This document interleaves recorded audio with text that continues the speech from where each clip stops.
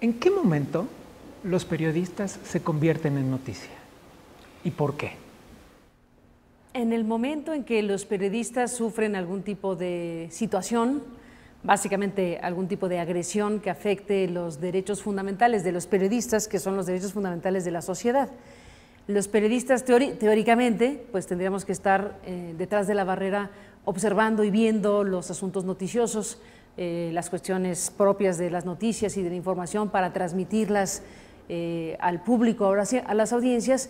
Cuando ocurre algo con un grupo de periodistas, con una publicación, con un programa de radio, con un programa de televisión, con alguien que se dedica a las noticias y que afecta a eso que teóricamente forma parte de nuestras libertades y de la democracia, es que se convierte paradójicamente en asunto noticioso. Creo que nos ha tocado vivir algo por el estilo en estos tiempos recientes, el hecho de que se siga de cerca el caso o la situación vivida en la radio, en nuestro programa matutino, pues algo de eso tiene, evidentemente algo de eso tiene, porque se trata de poner a prueba un nuevo andamiaje judicial a partir de la decisión de la periodista, en mi caso yo, y otros colegas que también a su vez han promovido amparos, junto con parte de la audiencia que decidió también promover amparos en contra de la decisión de sacarnos del aire, después de 6 años de estar trabajando en la emisión matutina de Noticias MBS, con un contrato civil vigente y con una relación profesional entre la empresa de comunicación y los periodistas que se pretende aniquilar. Y con ellos se pretende aniquilar también la posibilidad de seguir informando y seguir alimentando un espacio noticioso, de debate público, de reportajes especiales y demás cuestiones que a lo largo de este tiempo habíamos estado ofreciéndole a la audiencia. Creo que ahí es donde las periodistas se convierten en foco de atención. ¿Quién pretende aniquilarnos? Mira, yo creo que es un asunto claramente desde el poder y yo he dicho, y no le doy vueltas, que todo conduce a la Casa Blanca. Y cuando digo esto, quiero decir con toda claridad En Washington dices. Por supuesto. Claro. ¿Hay otra? Ya. No, sí. No, creo que hay otra por acá más cercana, que está en las lomas de Chapultepec, y que es este asunto no suficientemente explicado por la Presidencia de México y que fue motivo de una de nuestras investigaciones especiales a través de la unidad que se creó precisamente para hacer trabajos periodísticos. Yo y el equipo del que formo parte estamos convencidos que lo que sucedió en MBS en nuestra salida es algo construido de manera muy artificial, una escalada artificial para sacarnos del aire, y nuestros antecedentes más inmediatos, nuestros antecedentes más claros respecto al tipo de trabajo que hemos estado realizando, pues hablan de que en el ámbito presidencial no fue bien vista esta investigación.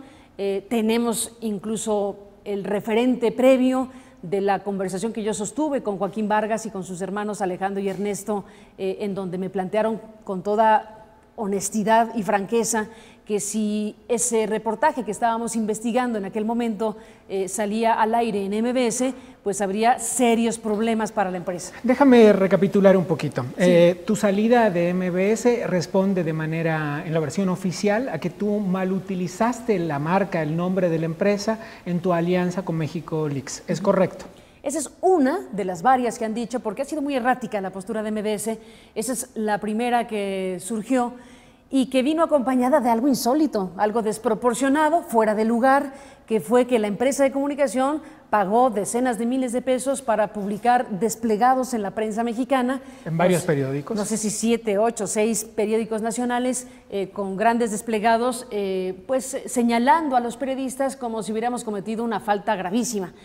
Yo lo que sostengo... ¿Eso no se solucionaba, perdón Carmen, con una multa, por ejemplo, con un jalón de orejas, con un grito, con decirte no queremos más que pase esto? Pues mira, a gritos no se resuelven las cosas, pero entiendo lo que dices. Evidentemente que la situación que se generó con México Leaks, si hubiera sido verdadera, si hubiera sido realmente el motivo para aniquilar o tratar de aniquilar un espacio de noticias, era de esta dimensión, porque de lo que se trataba era de que el noticiero se sumó a esa plataforma cuyo único propósito es obtener información. A nadie le costó un peso, nadie pagó nada, nadie lucró con eso, nadie hizo un uso de la marca indebidamente. Se sumó a este equipo de periodistas cuya responsabilidad es generar la mejor información para el público y para MBS, y a mí me parecía que estábamos actuando y actuamos, no me parecía, me parece que actuamos absolutamente en el marco de nuestra responsabilidad, pero supongamos que alguna incomodidad causó que MBS no haya tenido noticia previa de algo que solamente está relacionado con la obtención de información y que está relacionado con nuestra responsabilidad en el contrato. Ahora, hiciste referencia recién a una reunión con Joaquín Vargas, dueño de MBS, y sus hermanos, que según entiendo sucedió en el restaurante del Lago antes de la historia de México Leaks. Sí. Cuéntame sobre esa conversación. Mira, este es un antecedente muy importante y lo cuento ahora porque ellos han negado que el tema de la Casa Blanca sea la razón o un elemento a poner a la mesa para considerar por qué quieren sacar del aire a estos periodistas. ¿Por qué los periodistas que acaban de ser premiados con un premio muy importante a nivel internacional, en lugar de ser reconocidos por la empresa de comunicación, son al final de cuentas sacados del aire? Eso no ocurre en un país democrático, eso no es algo apropiado. Y ¿eso convierte a México en un país no democrático? Eso convierte en un país con una democracia, si le quieres poner democrático, de muy baja calidad, o francamente no democrático en algunas partes y en algunas con ciertos intentos de. Pero básicamente este es un indicador de la baja calidad democrática de México, por ponerlo suavecito. Esa conversación sostenida, efectivamente, lo que puso a la mesa de los periodistas fue un dilema que resolvimos, me parece, que con cierta inteligencia en función de lo que se estaba jugando. ¿Qué te plantearon? Abiertamente que ese trabajo de investigación no saliera en MBS, que me parece importante decir que dentro de las cosas que se hicieron durante esos meses y con pura información pública es que se crea este reportaje, que se hace este reportaje. Uno de los elementos de información se obtuvo o se pretendía obtener a través de solicitudes de información por escrito. Al sistema de información pública. Con el sistema de información pública, y entonces nosotros le preguntamos, hasta el DIF le preguntamos a la Presidencia de la República, le hicimos un cuestionario vía transparencia diciendo la señora Angélica Rivera hizo estas declaraciones en esta revista, en tal fecha, y nosotros periodistas preguntamos, ¿esa casa es de él, es de ella, es de los hijos, hay un fideicomiso, es rentada, es prestada, es de ustedes? ¿De quién es esa casa que se presenta como el próximo hogar después de los pinos? Respondieron ninguna de las anteriores. Bueno, esa era una de las preguntas, había varias preguntas que se hacían. Pidieron una ampliación del plazo legal y nosotros esperamos más tiempo para que la presidencia tuviera tiempo de contestar ese cuestionario, que como sabemos la ley los obliga a contestar, o a no contestar, pero decir que no van a contestar por alguna razón. La contestación fue que no responderían y que tendríamos que ir a la función pública. Y entonces acudimos a la función pública y formulamos los mismos cuestionamientos y demás asuntos. En eso estábamos, en ese trance estábamos. El reportero Rafael Cabrera también hizo alguna llamada al DIF y después a la propia Presidencia de la República para que esos cuestionamientos fueran contestados. En ese trance estábamos cuando me buscan para este encuentro con los hermanos Vargas, porque nosotros estábamos desarrollando ese trabajo sin haber todavía entrado en contacto con ellos para ninguna otra cuestión, dado que pensábamos divulgarlo en algún momento posterior. Ellos se enteraron porque nosotros hicimos estos formularios o estos cuestionarios y me plantearon básicamente lo que te dije, que si nosotros publicábamos esa investigación en MBS, pues iba a haber una afectación muy seria para MBS. Si nosotros no habíamos hablado con ellos del tema, no queda más que la presidencia se los pidió. ¿Tiene un empresario derecho a pedir eso a un periodista que trabaja para él? No, no me parece que sea un tema de derecho, porque no deberían pedir cosas que impliquen censura.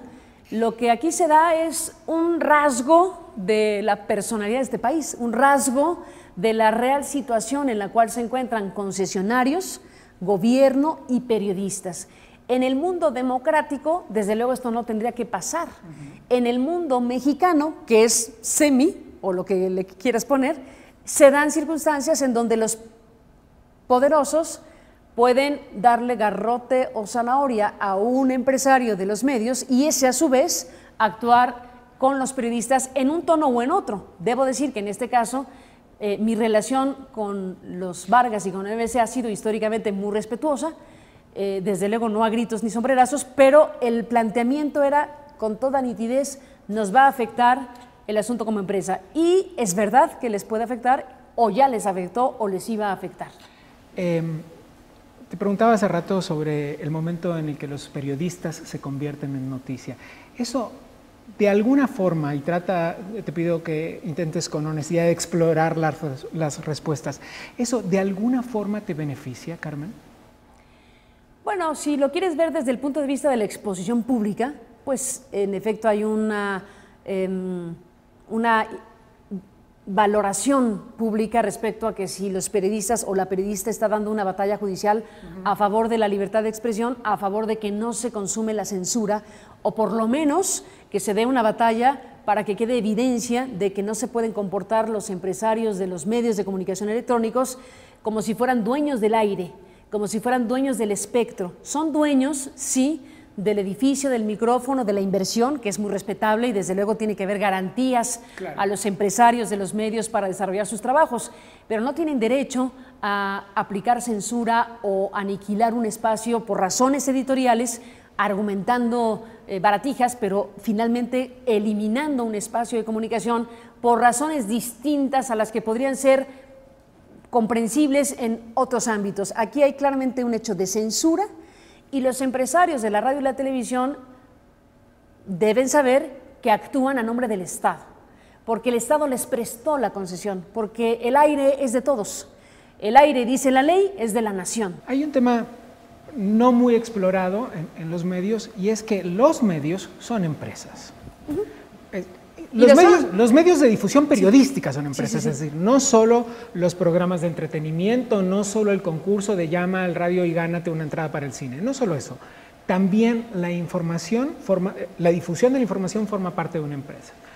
En ese sentido, hay un hecho que parece no estar muy explorado, o que si acaso lo está, puede haber momentos en los que se deteriore, como en tu caso. Y es que ser oposición, ser un medio que se opone, difundir información que se opone al poder político, es también un negocio. ¿Funciona? ¿Se vive de eso? A ver, es verdad que las empresas de comunicación son lo que estás diciendo, son empresas, y perdón la redundancia, y se puede ejercer con toda plenitud la libertad de expresión en una empresa de comunicación. De eso se trata. En un sistema como el mexicano, donde estás hablando de un sistema donde los empresarios pueden explotar un bien nacional a través de una concesión, desde luego que es un negocio, es su naturaleza y no hay discusión al respecto. El problema no es que haya negocio como empresa generando información, entretenimientos y contenido. Ese es el diseño legal para efectos prácticos. El problema radica en que si los derechos de las personas, hoy mucho más claramente establecidos en la ley, a la información clara, independiente, plural, equilibrada, etcétera, etcétera, etcétera, se da o no se da, o si quien detenta la concesión de la radio y la televisión se convierte en el dueño de la opinión, porque los periodistas, pues en muchas ocasiones están sometidos a la definición editorial del dueño del andamiaje material, pero no se ejerce con plenitud lo que significa realmente el tema de la libertad de expresión. Y es negocio, como tú planteas, sí, en efecto, también es negocio, y debe ser negocio, y es saludable que sea negocio el ejercer periodismo con libertad de expresión y en un tono crítico. Notablemente la tarea periodística tiene como componente de su condición la tarea crítica. Un periodismo que no sea crítico, pues empieza a hacer otra cosa. Y eso la gente, que es el público, las audiencias, están buscando que quienes se dedican a la información y a las noticias le alimenten con información independiente, autónoma del poder político. Somos observadores de los fenómenos de poder. No debemos generar información y noticias o debate, si lo hay, a partir de los parámetros que te indica el poder político. Tú eres el observador de ellos y no al revés. Entiendo que hay una enorme diferencia entre el poder político y el poder que puede tener alguien en medio de un escándalo mediático como estás tú en este momento, porque tienes una clase de poder supongo que lo reconoces, lo conoces, lo saludas todos los días cuando te levantas y te miras al espejo. ¿Lo entiendes? Asumo que sí, pero ese fenómeno de poder, que no es igual, pero es uno, también tú lo tienes, Carmen. Mira, yo creo que los periodistas, y no hablo de mí, pero hablo de los periodistas, al final seremos el cuarto poder o el poder que quieras ponerle en la escala, pero es un cierto tipo de poder en efecto porque es un espacio en donde teóricamente se desarrolla una tarea crítica, una tarea de observador de los otros poderes y en conclusión se convierte a su vez en otro poder, en un contrapoder si quieres, claro. En un poder versus, no es ni siquiera contra, es un observador crítico de los fenómenos de poder, esa es su naturaleza. Los periodistas estamos observando normalmente lo que no funciona, normalmente del andamiaje de una estructura política social, estamos observando dónde duele, dónde no se aceitó bien la maquinaria, dónde está podrido. También a veces observamos desde luego las otras fases de un ente tan complejo como puede ser una sociedad o una estructura política y eso hace que nos convirtamos también en un factor del ejercicio de esta maquinaria de poder. Hay poder empresarial, hay poderes fácticos, hay poder de la prensa, hay poder político, hay muchos tipos de poderes. Hay poder ciudadano, que en este caso está pues un poco apachurrado en los últimos tiempos. Ese poder ciudadano, por ejemplo, después de las elecciones del 7 de junio pasado, pues es un poder que quedó ahí tocado con la idea de que puede haber otras rutas en materia política, con los candidatos independientes. Entonces, poderes hay de diversa naturaleza. ¿Cuándo fue tu salida de W Radio? ¿Qué año fue? 2008, si no me equivoco. Bien. ¿Y cuándo fue tu primer pleito con MBS? El de la salida del aire en el sexenio de Calderón. Sí, que no fue pleito. Pues pareció pleito. No, pleito con ellos no. Fue pleito con la Presidencia de México y al final mi llamado a ellos de que regresábamos al aire es el mejor síntoma de que no era un pleito entre nosotros, porque no lo era así. ¿Qué año fue eso? 2000... 10, 11, por ahí. Te pregunto esto porque hay una serie de rumores dando vuelta, Carmen, sobre si tenían o no derecho a despedirte, ¿no? Porque un empresario siempre puede correr a sus empleados y le paga lo que le tiene que pagar para correrlos. Esto está en el imaginario colectivo. Y el otro rumor dando vueltas es, ¿será que Carmen es conflictiva? Porque en menos de 10 años he echado 3 grandes pleitos muy mediáticos con grandes empresas para las que trabajaba. ¿Lo eres? No me considero conflictiva en ese sentido de ser difícil en la relación con las empresas. En lo general, creo yo que he tenido bastante buena relación, salvo cuando se presenta una circunstancia, obviamente, que merece ser atendida de otra manera. En cada uno de estos casos, a ver, en el día a día, tampoco me voy a echar muchas flores, mucho menos, pero en el día a día yo no pienso que sea especialmente difícil. No lo hagas, no se ve bien.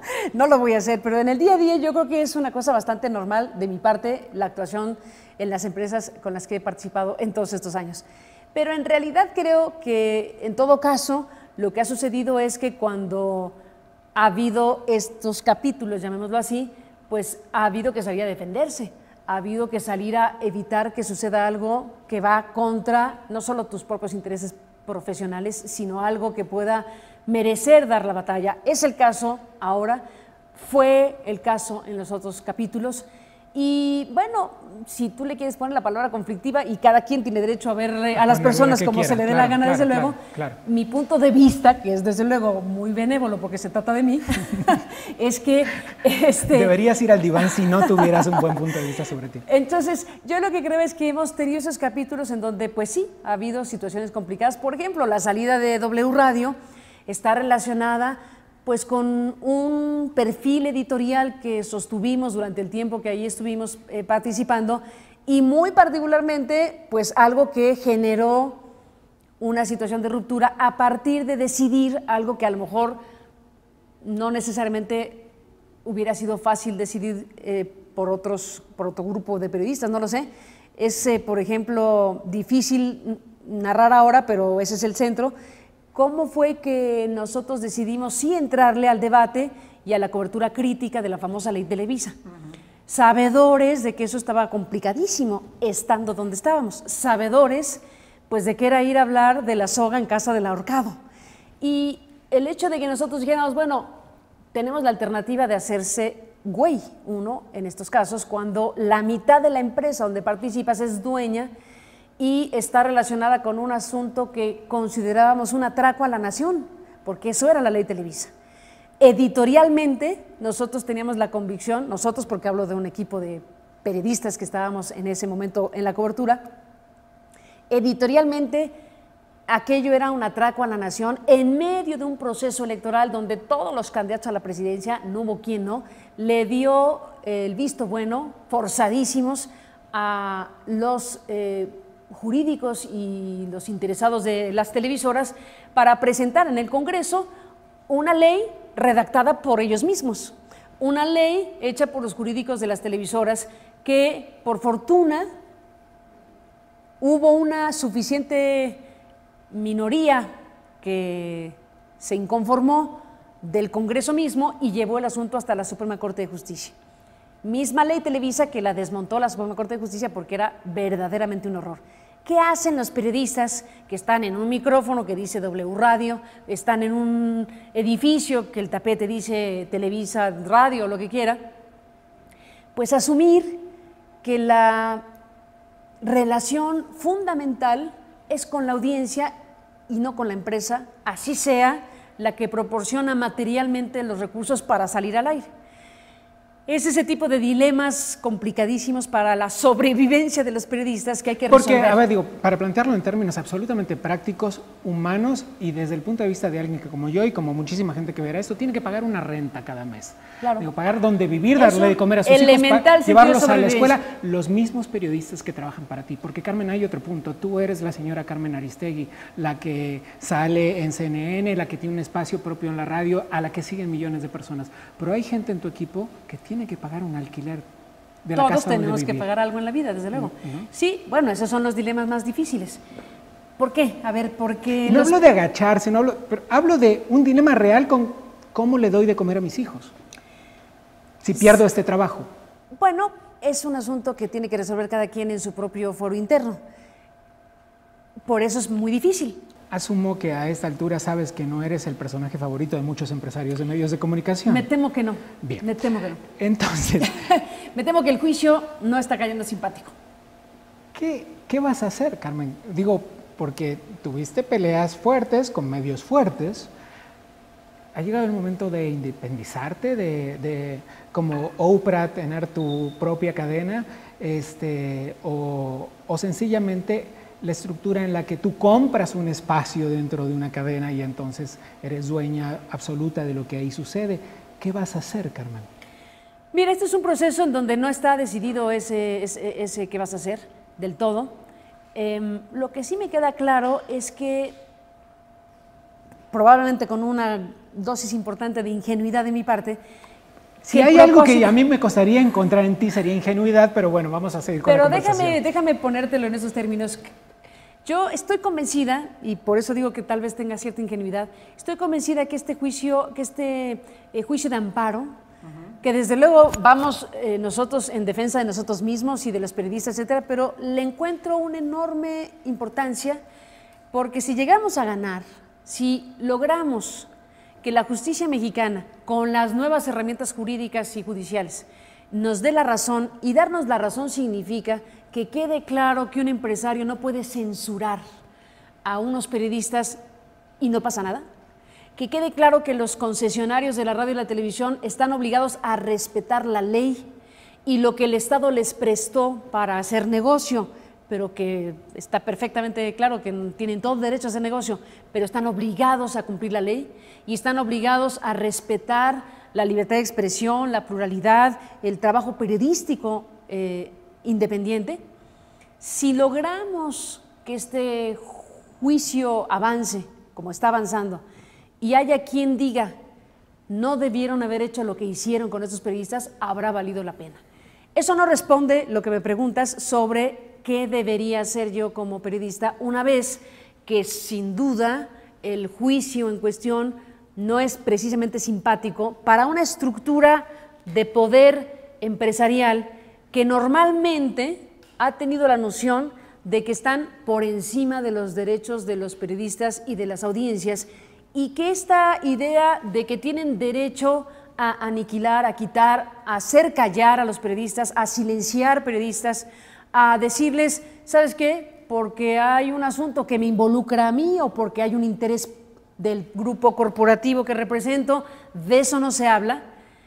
Si esto abona, aunque sea un cachito, a que la sociedad, la audiencia, los periodistas repensemos este gran tema, la relación poder político, poder empresarial, periodistas y audiencia, tiene que entenderse de otra manera, porque los que mandan son los de la audiencia, dice la ley, los que tienen derecho a recibir información independiente, plural, diversa, no distorsionada, no censurada, no manipulada, son los de la audiencia, y los periodistas somos los intermediarios para que eso ocurra.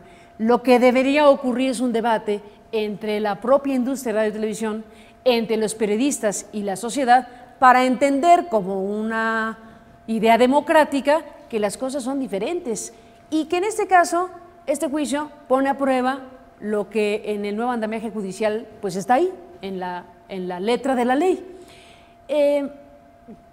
Mi principal batalla es esa, porque sí estoy convencida de que es una batalla por las libertades. Se puede acabar dentro de 2 semanas. Sí, podría ser. Ojalá que fuera así, porque sería muy rápido un juicio. ¿Y luego qué? Mira, estoy explorando algunas ideas, desde luego. No estoy en condiciones de compartírtelas porque ni siquiera están aterrizadas, pero es evidente que después de lo que ha ocurrido y en un contexto como el que estamos, o una de dos, o logramos tocar fibras en la industria de la radio y televisión, en donde los propios dueños de los edificios y de los micrófonos puedan decir, debemos hacer las cosas de manera diferente, y en consecuencia, después de un juicio, se pueda o no abrir un espacio en la radio comercial como la que hemos tenido en muchos años. Si sucede, se tendrá que evaluar si hay una posibilidad de esa naturaleza, por lejana que sea o por cercana que sea, porque no lo sabemos. Y en paralelo, explorar también estas ideas de un espacio de independencia empresarial. Porque eso, justamente eso, sería la única forma en la que tú predicarías con el ejemplo, convirtiéndote en una empresaria que sí se comporta como tú dices que hay que comportarse, ¿no? Pues mira, no me lo planteo de esa manera, porque para que eso ocurra tiene que vivirse varias etapas, supongo, ¿no? Sí. Varias etapas al respecto. Entonces no quiero decir algo que parezca que estoy perfilándome hacia algún lado, cuando hay en mí varios escenarios puestos, incluyendo la posibilidad de regresar al aire. En MBS.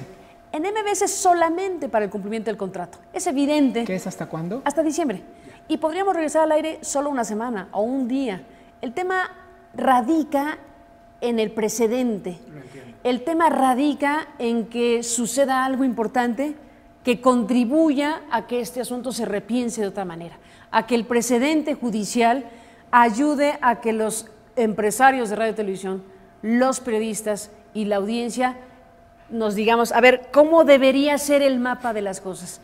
Yo quisiera pensar que un contrato como el que yo firmé en 2009 con MBS, en vez de ser aniquilado, pudiera ser replicado en otros medios de comunicación y por otros periodistas. ¿Te equivocaste en algo en este proceso, Carmen? ¿En algo la regaste? Aunque sea en las formas. Mira, me lo han preguntado varias veces. Yo pienso que no. Genuinamente creo que no hay algo gravísimo. Si quieres, bueno, que si lo de Mexicolics pudo haber sido mejor, a lo mejor preguntar, oigan, ¿cómo verían que...?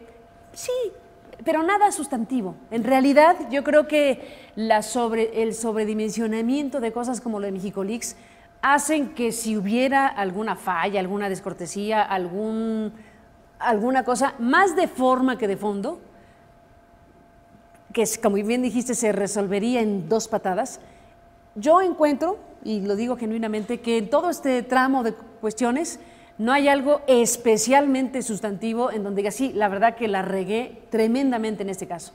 Porque el único asunto donde podría detenerme es en el asunto de Mexicolics, y es una cuestión meramente de forma. No de fondo, no de responsabilidad de la periodista, que efectivamente estaba en ese momento buscando mejores maneras de información o de obtener información, etc. genuinamente no tengo un elemento donde dijera, tengo que hacer una seria autocrítica, y no es porque no pueda hacerla. Desde luego, si yo encontrara, y en otras ocasiones sí he dicho, no, bueno, aquí la regamos tremendamente, aquí sí nos equivocamos en tal cual cosa, de lo que ha sucedido en nuestra salida al aire para acá, no tendría yo, sinceramente, un elemento donde diga, sí, hicimos algo inadecuado, inapropiado, reprobable, indebido. Genuinamente creo que nosotros hemos actuado razonablemente en el marco de lo que nos ha tocado hacer. Como efecto colateral de este fenómeno de la periodista convertida en noticia, del que te hablaba antes, hay gente que quiere que seas la presidenta de México, hay memes que te ponen con una banda presidencial, y hay además como un pedido un poco sotoboche todavía de que incursiones en la política, cosa que ya has dicho que no. Pero a lo que voy es a que esto implica un grado de responsabilidad, Carmen, un grado de responsabilidad que cae sobre ti, y es el deseo de los otros, lo que los otros ven en ti, el personaje en el que un poco te has erguido y te han erguido. ¿Me expliqué? ¿Sabes el peso que tiene eso?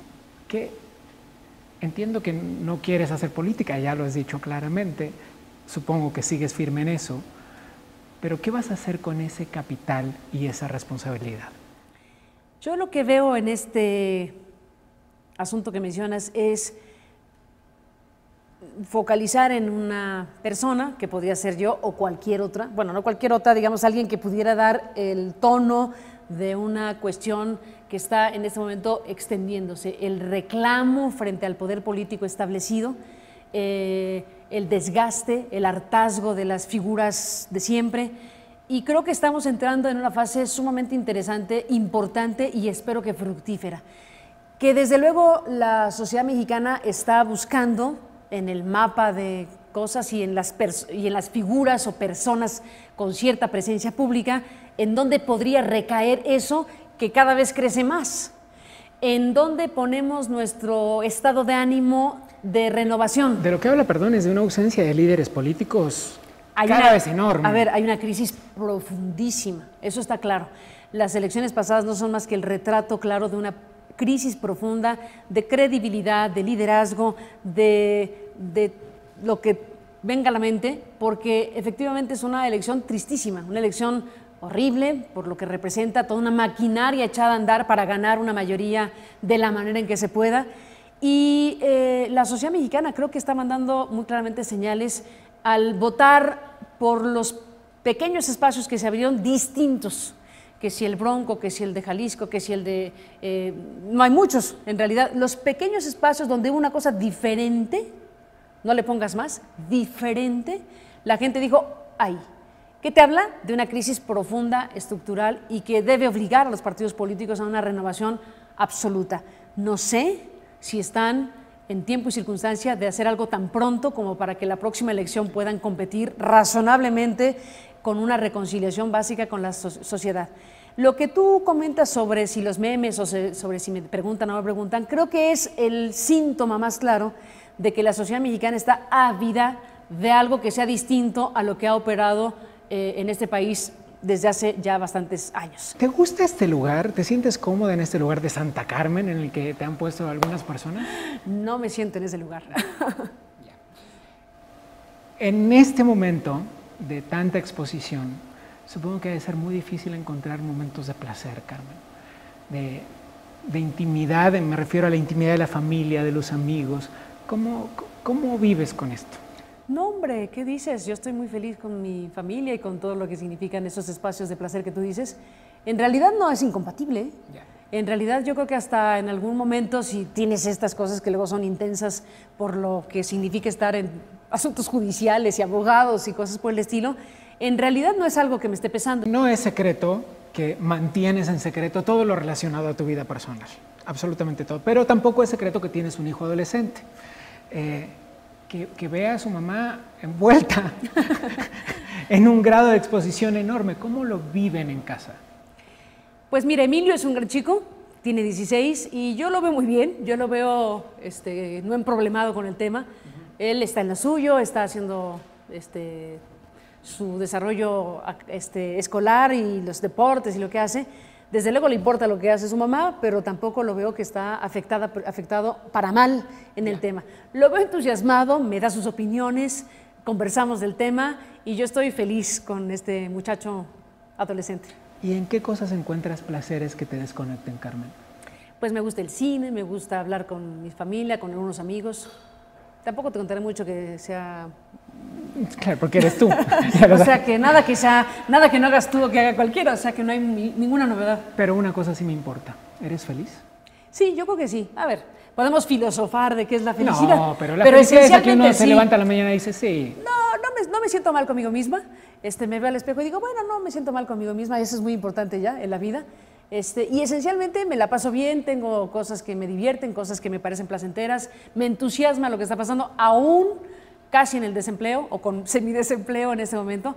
Para hacer desempleo está muy intenso. Pero bueno, porque sigas siendo feliz, que es mi deseo, que sigas siendo feliz haciendo lo que tengas que hacer. Pues muchas gracias. Gracias por la charla y ha sido feliz para mí esta experiencia de estar contigo. Gracias.